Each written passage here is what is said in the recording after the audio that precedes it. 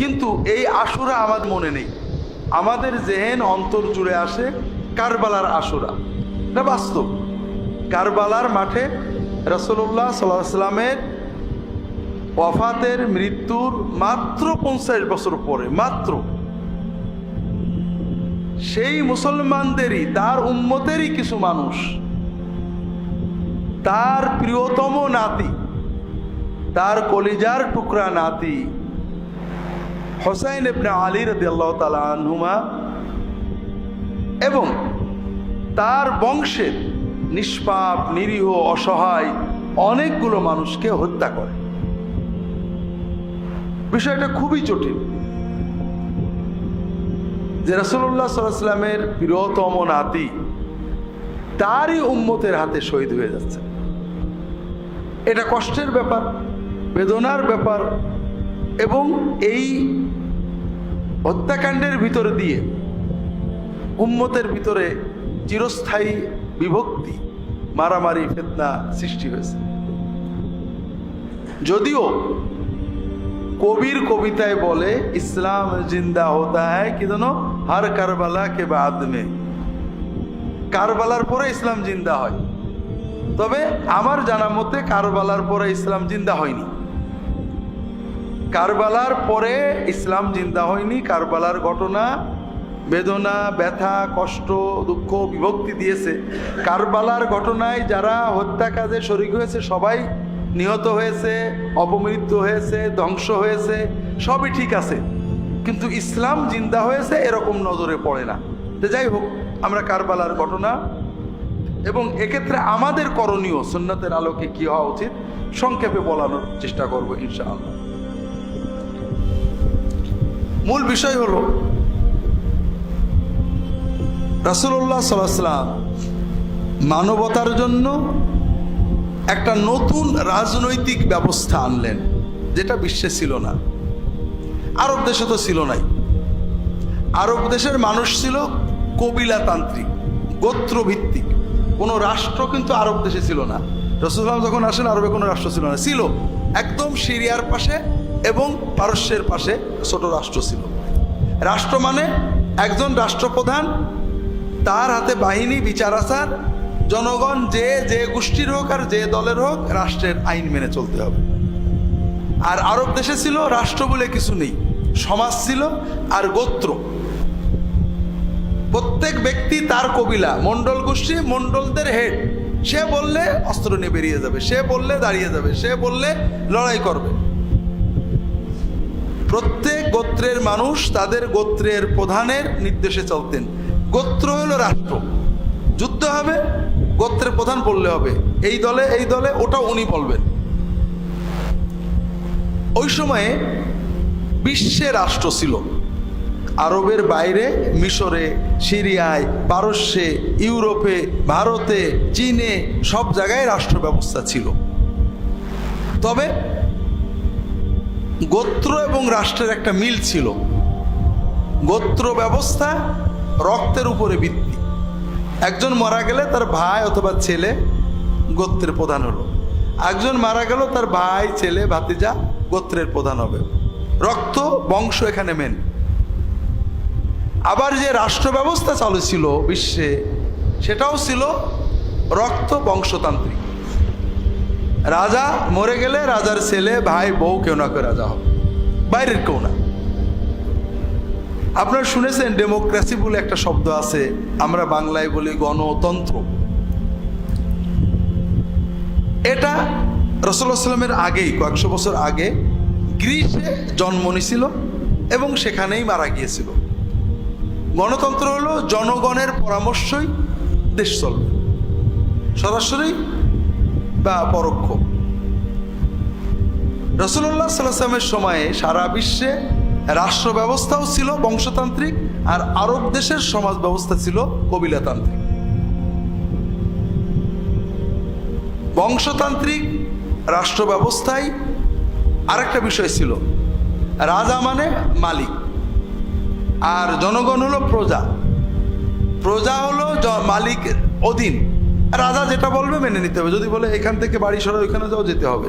যদি বলে বাঁচো বাঁচো, মরো মরো।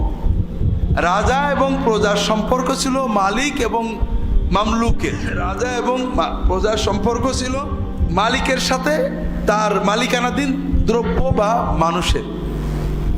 এখানে রাজ্য কি করে চলবে জনগণের কোনো ইচ্ছা বিষয় না, রাজা যেটা বলবে সেটা। এটাকে বলা হয় স্বৈরতন্ত্র, অটোক্রেসি। রাসূলুল্লাহ সাল্লাল্লাহু আলাইহি ওয়াসাল্লাম আরব দেশে আসলেন, তিনি দ্বীনের পাশাপাশি একটা রাষ্ট্র দিয়ে গেলেন। সেই রাষ্ট্রটা আবার দিলেন কি সম্পূর্ণ অভিনব নতুন রাষ্ট্র, বংশতান্ত্রিক নয়, যোগ্যতাতান্ত্রিক। যে কোনো যোগ্য মানুষ রাষ্ট্রের প্রধানে উপরে যেতে পারে। আলাইকুম বিসসামিআতা ওয়া ইন উম্মিরা আলাইকুম আবদুন হাবশি। যদি একজন কালো কাফরি, নাকবোচা, কানবেকা, কৃতদাস, সেও যদি তোমাদের আমির হয়, শাসক হয়, প্রশাসক হয়, তার আনুগত্য করতে হবে। দ্বিতীয় বিষয়, এখানে জনগণের পরামর্শ নিয়ে চলতে হবে। আমরুম শুরা বাইনাহুম, প্রতিটি কাজ আমানত আদায় করতে হবে, ইনসাফ আদালত প্রতিষ্ঠা করতে হবে। জনগণ ইচ্ছা করলেই শাসকের সমালোচনা করতে পারবে, তার সামনে আইন পেশ করতে পারবে, যেটা ঠিক হয়নি। এই যে সিস্টেম, এটা অভিনব ছিল। আরবরা তো দেখিনি, দুনিয়ার মানুষ ওই সময় দেখছিল না। এখন রাসূলুল্লাহ সাল্লাল্লাহু আলাইহি ওয়াসাল্লাম যখন তার মৃত্যুর সময় আসলো, সাধারণ মানুষ সবাই আশা করছে তিনি কাউকে গদ্দিনশীল করে যাবেন। কারণ আইন কানুন যাই দেওয়া হোক, নিয়ম হলো কেউ মরার সময় কাউকে না কাউকে বলে যাবে আমার পরে তোমরা এর দেখবা।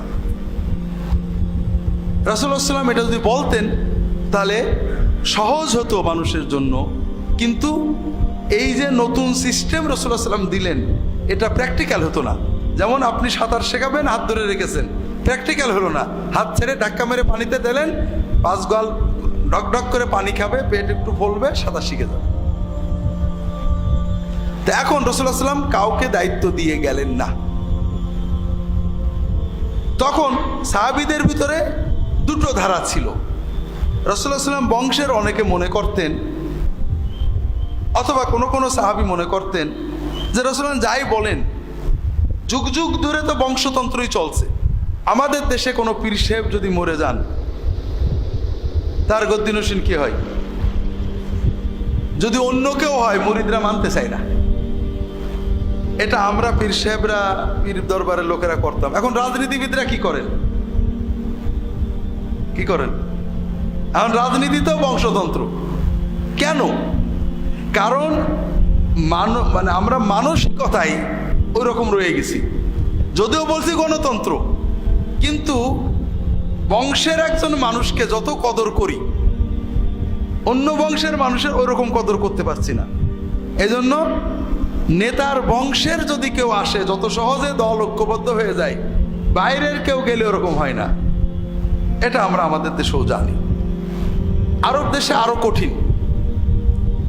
সবাই অনেকেই মনে করছিলেন রাসূলুল্লাহ সাল্লাল্লাহু আলাইহি ওয়াসাল্লামের প্রিয়তম সাহাবী আবু বকর রাদিয়াল্লাহু তাআলা আনহুকে হয়তো দায়িত্ব দেবেন, কারণ সব সময় তিনি তার পাশে আছেন। কেউ কেউ মনে করছিলেন হয়তো তিনি তার বংশের কাউকে দেবেন, কারণ যুগ যুগ ধরে তো বংশতান্ত্রিক হয়েই আসছে। তার বংশে তো যোগ্য লোক আছে, তিনি দিতে পারেন। রাসূলুল্লাহ সাল্লাল্লাহু আলাইহি ওয়াসাল্লাম কাউকে দেননি। তার ওফাতের পরে সাহাবীরা দ্বিধাদ্বন্দ্ব কে হবে। আনসারীরা বলেন আমরা, মুহাজিররা বলেন আমরা, বংশের লোকেরা কেউ কেউ বলছিলেন আমাদের থেকেও হবে। শেষ পর্যন্ত নানান রকমের কথাবার্তার মাধ্যমে আবু বকর রাদিয়াল্লাহু তাআলা আনহু খলিফা হলেন, এরপরে ওমর হলেন, এরপর ওসমান হলেন। সবসময় কিছু মানুষ মনে করছিল রাসূলুল্লাহ সাল্লাল্লাহু আলাইহি ওয়াসাল্লামের বংশের কেউ হতে পারে, যোগ্যতা আছে। আবার অনেকেই মনে করছিল যে না, সাহাবীরা আরও আছেন, তারাও যোগ্য। সর্বশেষ যে নির্বাচনটা হলো ওসমান রাদিয়াল্লাহু তাআলা আনহুর সময়ে হলো, ওমর রাদিয়াল্লাহু তাআলা আনহুর ওফাতের পরে। ওমর বললেন তোমাদেরকে রেখে গেলাম, আব্দুর রহমান আউফ, ওসমান, আলী, তালহা, জুবাইর, আর কে, এই 4-5 জন। আব্দুর রহমান, আলী, ওসমান, তালহা, জুবাইর, সাদ ইবনে আবি ওয়াক্কাস নাম রাদিয়াল্লাহু তাআলা আনহুম আজমাইন। এনাদেরকে একটা কমিটি করে দিলেন, তোমরা কমিটি পরামর্শ করে তোমাদের ভিতর থেকে একজন হবে। কমিটিতে বসে আব্দুর রহমান ইবনে আউফ বললেন যে আমি হব না, আমি আমার ক্যান্ডিডেসি প্রত্যাহার করলাম।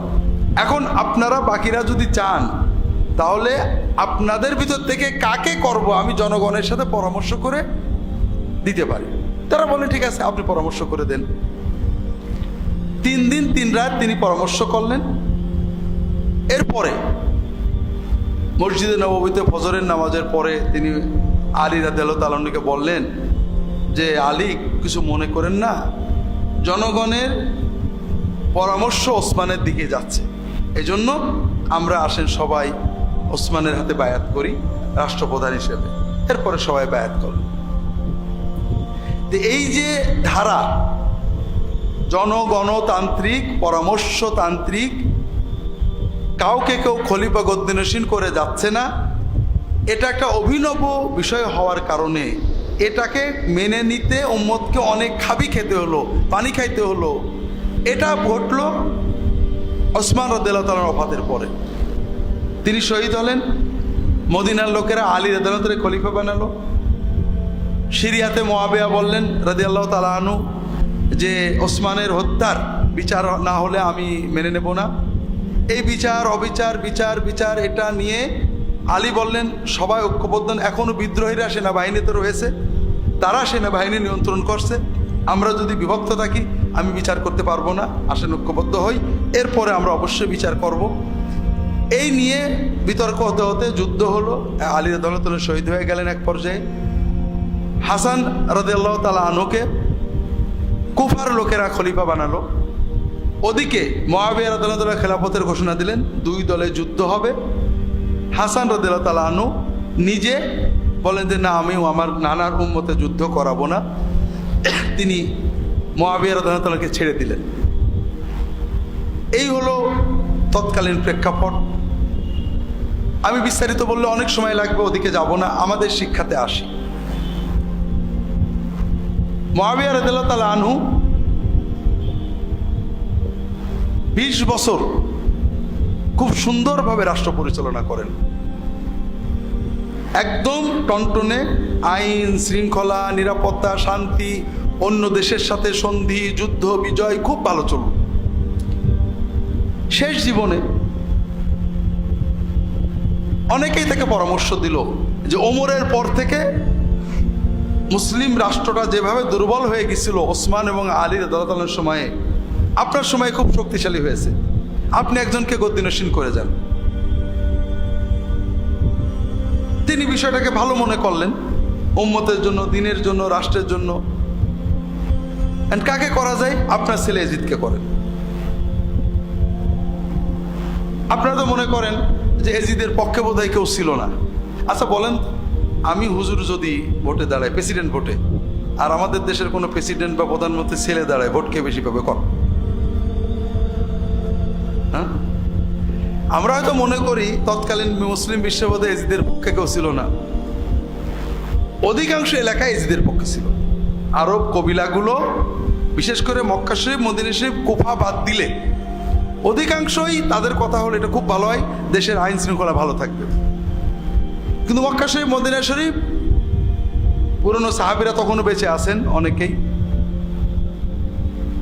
তারা এটা পছন্দ করলেন না, অনেকে রাজিও হলেন না। এই অবস্থায় মুআবিয়া রাদিয়াল্লাহু তাআলা মারা গেলেন।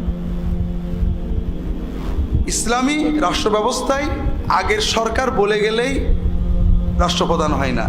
রাষ্ট্রপ্রধানের মৃত্যুর পরে যখন জনগণ মেনে নেয় তখন সেটা রাষ্ট্রপ্রধান বলে গণ্য হয়। অধিকাংশ জনগণ এজিদের বায়াত করলো। মক্কা শরীফ, মদিনা শরীফের লোকেরা অনেকে এজিদের বায়াত করলো না। কেউ কেউ করলো। কুফার লোকেরা লক্ষ লোকে চিঠি লিখে পাঠালো মদিনায়। ইমাম হুসাইন রাদিয়াল্লাহু তাআলা আনহু ছিলেন।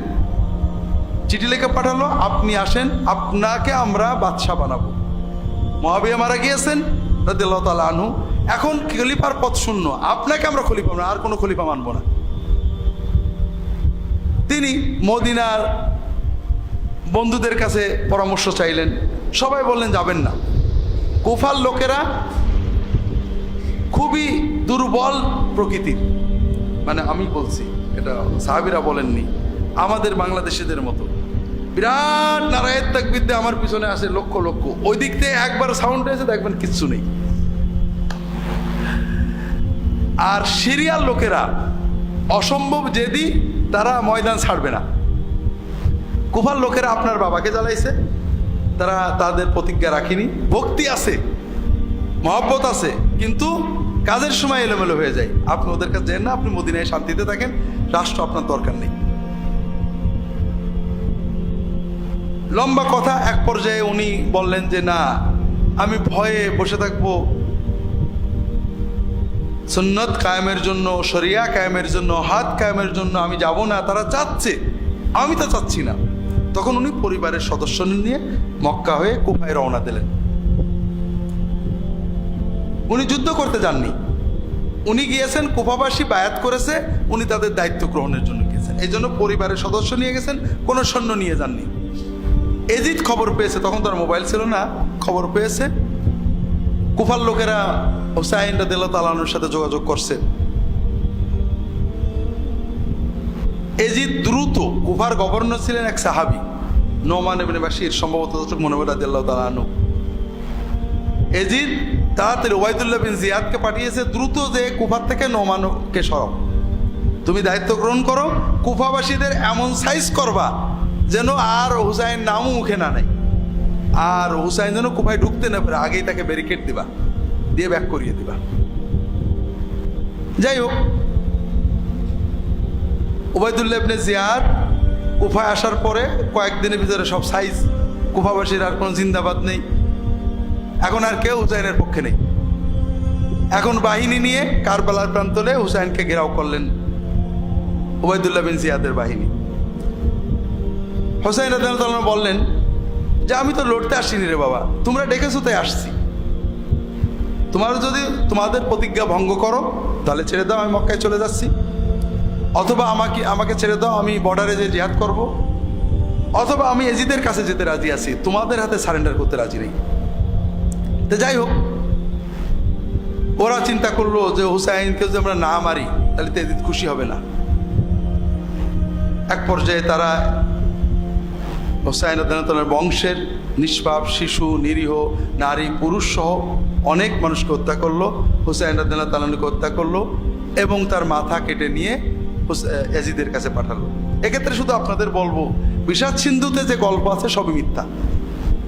এই যে পিঠের পারে বসলো, এদিকে ছুরি দিল, ওদিকে তোমার জান্নাতে না নিয়ে যাব না, এই সীমার মাথায় নিয়ে যাচ্ছে, ইহুদির বাড়ি, অমুকের বাড়ি, সব মিছে কথা। এগুলো কাল্পনিক উপন্যাস, আমরা সত্য মনে করি। বিস্তারিত ঘটনা এখন বলার সময় নেই। এজিদ ব্যাজ্যত খুশিই হলো, যদিও এজিদ হুসাইনকে হত্যা করার নির্দেশ দিছিল না, তবে যারা হত্যা করেছে তাদের শাস্তি দিইনি। ব্যাজ্যত মনে হয় সে খুশিই হলো যে যাক, দুশ্মনেরটা গেল। একটা সহজ বিষয় শোনেন, এজিদ আমাদের দেশের রাজনীতিবিদদের মতোই খুবই পাকা ইমানদার মুসলমান ছিলেন, নামাজ পড়তেন, রোজা রাখতেন, হজ করতেন। অবশ্য শিয়ারা বলে মতরত খাইতো, এগুলো মনে হয় না, কারণ আমাদের দেশে আমরা ভালো মুসলমান না সেই যুগের লোকেরা ভালো মুসলমান ছিল? কন, হ্যাঁ ঠিক না? আমাদের দেশের একজন সবচেয়ে বড় নাস্তিক মন্ত্রী, সে কি মাসের সামনে মদ খাবে? মাতালে বাইরে আসবে? ওযু না থাকলেও নামাজ রক্ত পড়ে গেলে, ঠিক না? আপনারা কি মনে করেন সেই দেশের মানুষ এইটুকু বুঝতো না?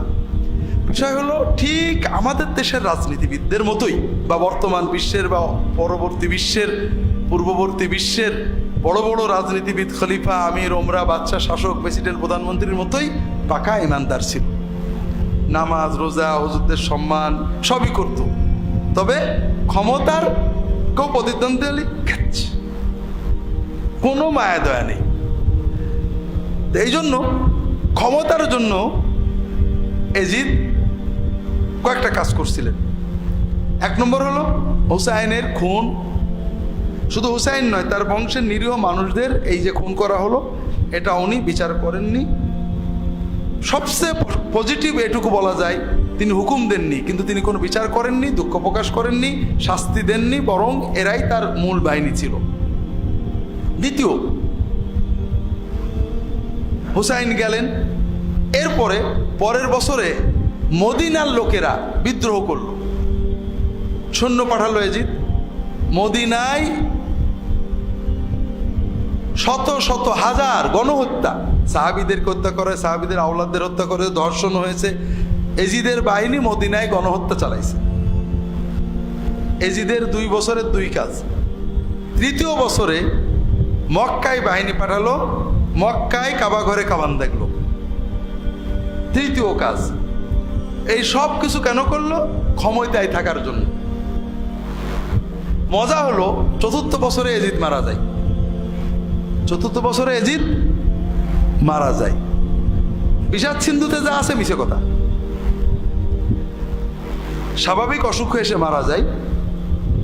এর চেয়েও মজা হলো, দুনিয়াতে যত রাজা বাদশাহ মরে গেছে, প্রত্যেকের বংশে 200 বছর রাজা হয়েছে। এজিদের বংশে আজ পর্যন্ত কেউ রাজা হয়নি, আজ পর্যন্ত। এজিদের মৃত্যুর পরে তার ছেলে মুআবিয়া ইবনে এজিদ ইবনে মুআবিয়া রাজত্ব নিয়েছিলেন। বলা হয় খুব ভালো মানুষ ছিলেন। ওই উমাইয়ারা ওকে মেরে ফেলে। এরপর থেকে আজ পর্যন্ত এজিদের বংশের কেউ রাজা হয়নি। অন্যান্য অনেক বংশের হয়েছে, শয়তানের বংশ, ভালো মানুষের বংশ। তাহলে এখানে বড় শিক্ষা আমরা দেখছি যে ক্ষমতার জন্য আমরা এত কিছু করলাম, সেই ক্ষমতা না এজিদ নিজে ভোগ করলো, না তার বংশের কেউ ভোগ করতে পারলো। এর ভিতরে আমাদের অনেক শিক্ষা আছে ভাই। আল্লাহর এই বিচার কিন্তু চিরন্তন।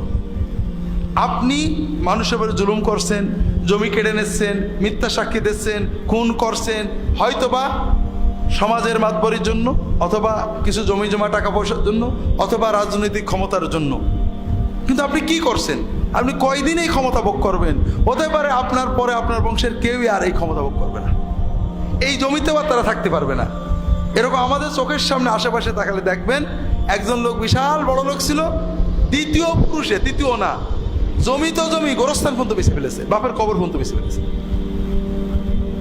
তো কাজেই আমরা যারা আল্লাহর দিনের বাইরে মানুষের উপরে জুলুম করে টাকা বলেন, ক্ষমতা বলেন, শক্তি বলেন, সম্পদ বলেন জোগাড় করতে চাই, তাদের বুঝতে হবে যে সব কিছু আপনার প্ল্যানে হবে না।